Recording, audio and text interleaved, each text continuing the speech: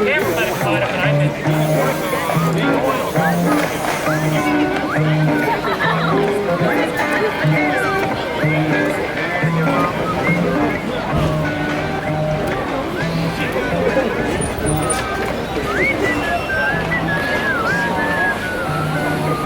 welcome back, viewers. It's James Kalm, your half-assed reporter, the guy on the bike. And we're in Chinatown.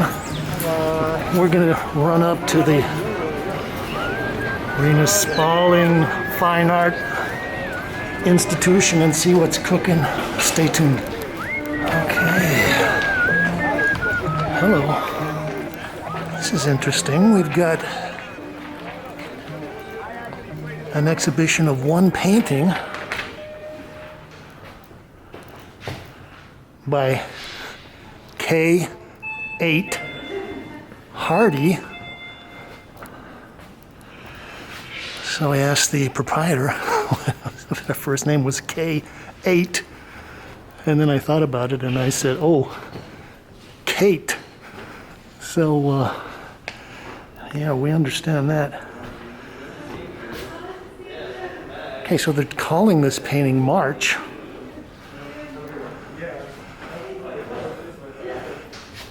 I'll read a little bit from the press release. In preparation for March, Hardy made nearly 30 studies on paper and fabric, working with gravity as her studio assistant to perfect her mistakes. Asking her studio assistant to perfect. Hand tie-dyed. She must have looked like a feminist Helen Frankenthaler, stain being an anagram of Insta. Okay. The irony has never been richer. Well, if that's what you say. Actually, I think this is kind of timely. REENA Spauldings has got kind of an eccentric down-low reputation in the downtown art scene, but I think this is timely in that a couple of weeks ago we went up and looked at an exhibition by George Ortman, who was a big influence on people like Don Judd and Frank Stella, and one of the reasons that work was significant, important, was that as Don Judd said in his, I believe it was Specific Objects Essay, 1964, was that it was somewhere between painting and sculpture. And so in that way, this piece, March, kind of fits into that. Although, so I think we've also been looking at a lot of work recently which has been involved with kind of the idea of fabric. And I guess maybe that's coming out of some kind of a combination of craftsy stuff and feminist art. Okay, so they don't tell you what kind of fabric this is. It's got some kind of a little textural thing in there. So there's a lot of this kind of staining, and this also kind of makes me think of Carrie Moyer, and one of the people that she's championed, one of her old-time friends, was Stefan Müller, who was a wonderful artist that did a lot of strange staining and puddling and pouring and doing all kinds of stuff like that. I've got this thick little pod in the middle, and they were saying that there are aspects of this that makes people think about an eye, and you could also say that there are other anatomical parts that this relates to. Okay, and this is big. I would say that's probably maybe 110, 15 inches by 6.5, and then it sticks out. Gosh, let's see. 6 or 8 inches. Anyway, this is the first time I've been back to REENA's space since the lockdown, and well, it's nice. Okay, so that's a new painting titled March by K. 8 Hardy here at REENA Spaulding's. We're gonna roll on.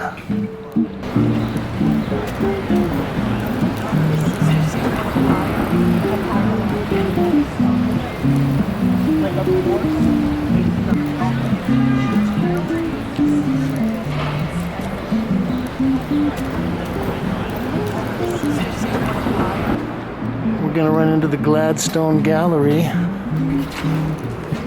Excuse me. And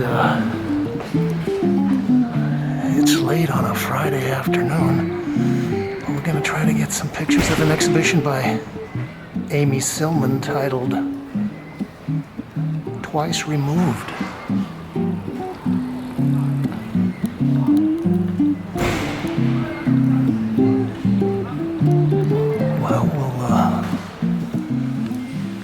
Make a quick sweep over the installation. It looks like there's a lot of works on paper.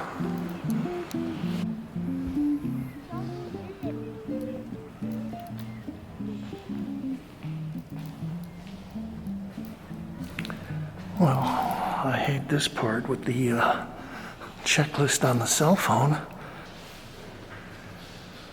We'll start out looking at this smaller piece. This is Untitled Orange 2020. Acrylic ink and oil on canvas mounted on panel.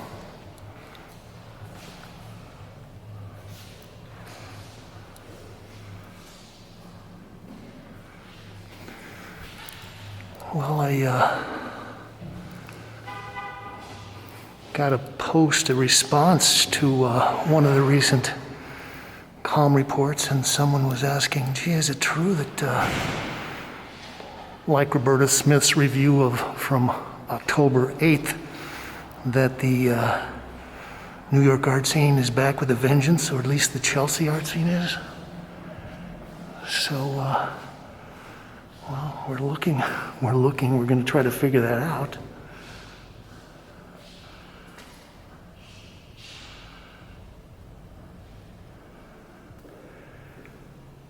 Okay, so this is Untitled, I guess, or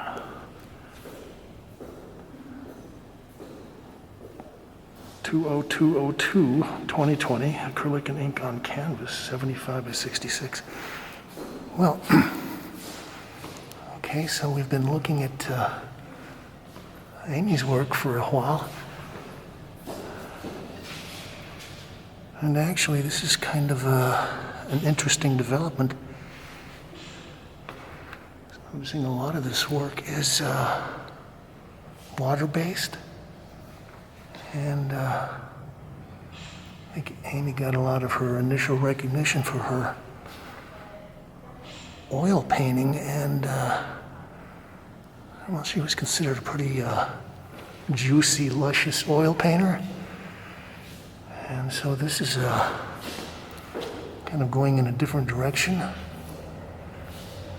Also, as I noted before, there's a lot of works on paper. This is Untitled. Acrylic on paper, 15 by 11. Well, it looks like a tiger lily. Maybe 2 weeks ago, we went over and visited a show called Nothing But Flowers at Kalm. And Amy had a wall full of, or at least a section of a wall full of her flower studies. It's titled Split 2 2020. Acrylic and oil on linen.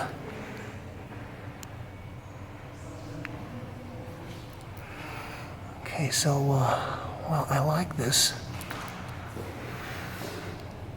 As I was saying, I was asked by one of the respondents to the Kalm report if I thought the art world was coming back with a vengeance. And, well, in a way it is. You've got a whole bunch of people that have to make up for a half a year of the lockdown. So they got to try to make up a lot of business. Titled 2027. Acrylic and ink on canvas. I was thinking one of the things is that I also got an email today saying that Laura Hoffman, the director of the Drawing Center, had appointed a whole bunch of new board members, and I think Amy Sillman is one of them. Rick Venetian is another one. Okay, so well, there are some kind of interesting effects that Amy's getting with the ink and the acrylic, and yeah, in a certain way, this almost makes them more like drawings. You know, it's late, so we're going to have to maybe hurry this up.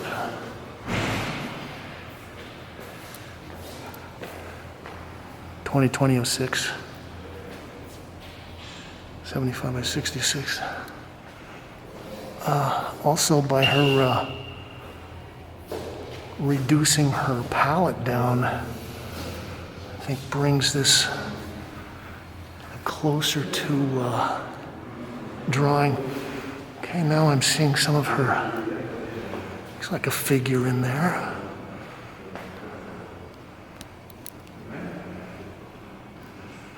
Kind of like a faux figure. I think Amy was one of the people that people was saying was carrying on the expressionistic traditional figuration of Phil Guston. And I always thought that that could be true, except that it would be the Phil Guston before he switched into his abstract impressionism. This is 2007 or 2027. It's almost like a hooded figure. Okay, we've got more works on paper. I hear them locking the doors now. We got a couple of smaller untitled floral pieces. Kind of like the limited palette here, just the violets and the yellows. Anyway, as I was perusing the Roberta Smith article at the bottom of the Times page, it had another article that was titled something like Amy Sillman's Breakthrough Moment. Okay, this is nice. Yeah, Amy's got some interesting effects that are happening. I like the stripes here. My opinion was that Amy had her breakthrough moment about 15 years ago. And gee, I think she's probably been in at least a couple of Whitney biennials since then. I believe that Laura Hoffman, who, as I said, was now the director of the Drawing Center, curated her into a show at the Museum of Modern Art, something like Painting in the Forever Now. And that was maybe the first major painting survey that the Museum of Modern Art had put on in, geez, about 20 years. So I guess it's great if you can keep having your moment or being rediscovered. More untitled flowers.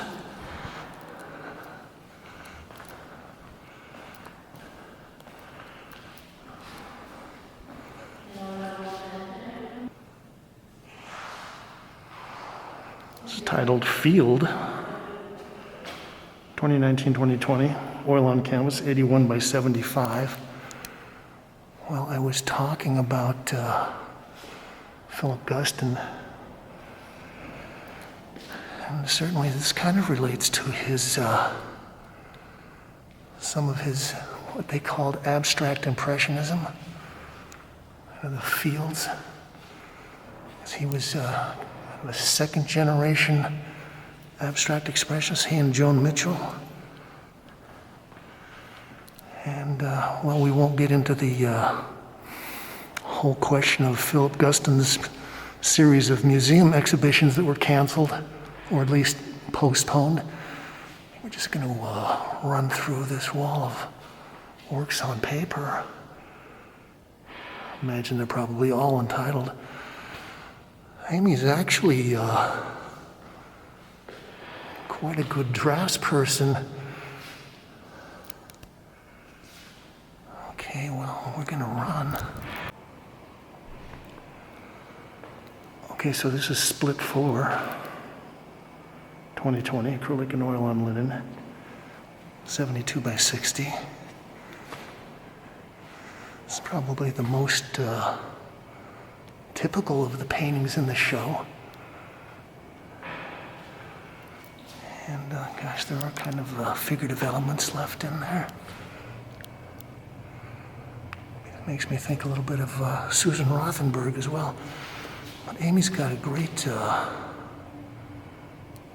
color sense and very urgent brushwork. Okay, we're just going to walk through this installation of large acrylics on paper.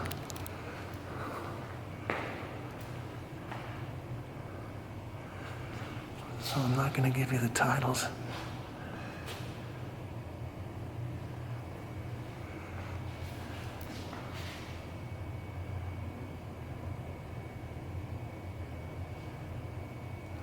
These are all 59 by 41 inches. We've got some collage elements in there, little red polka dots. And Amy is sort of floating in her figurative elements on top there.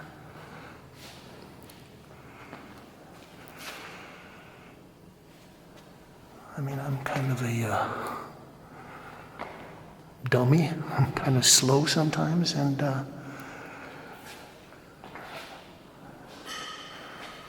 I was looking at some of her works on paper at another show, and someone was pointing out all the sexual innuendo. And gosh, I was just looking at them and thinking that they were nicely painted. Interesting abstract designs. Okay. Here is one that's pretty obviously a couple of figures.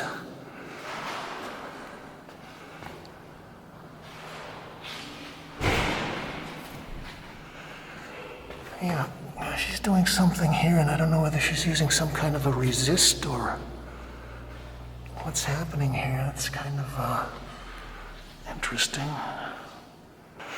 So they're closing up. I just got the 2-minute warning. And okay, so this looks like a swimmer. I think Amy is also a good friend of Kathy Bradford. There's kind of a shared sensibility here. Look at the final room.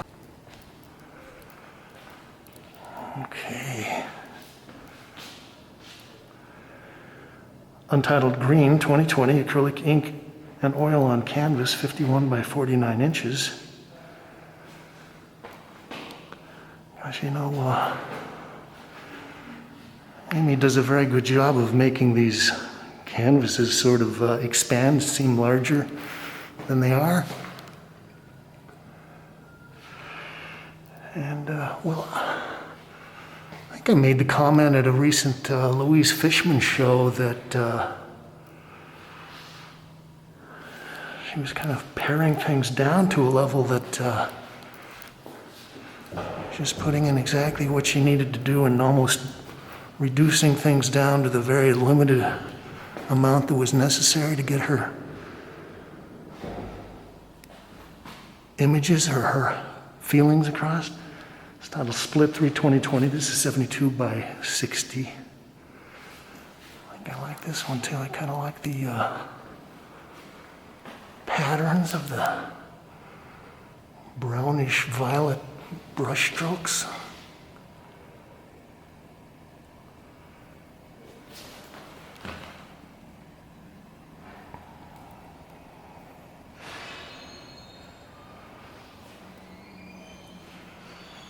And I like the contrasts between the various kinds of surfaces.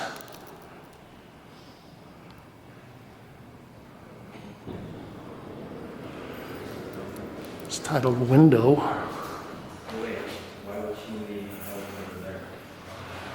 Okay, this is a nice piece. It makes me think of the Diebenkorn, large areas of color. It's got a lot of strange things happening with the brush strokes. Kind of makes me think of a Robert De Niro Sr. painting as well. These fat lines.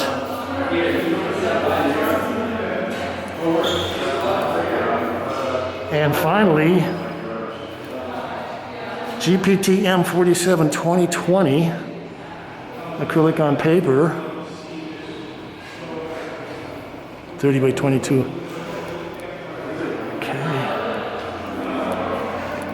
Again, there's these weird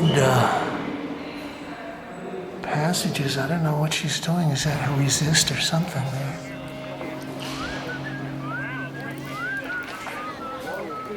So this is James Kalm reporting on Amy Sillman, twice removed at Barbara Gladstone Gallery. You can leave your thoughts, ideas, comments, criticisms, and reviews. You can subscribe, recommend it to your friends, look at it post it at all your social media sites. We just ask you, before they run us out, to say, thank you, Kate.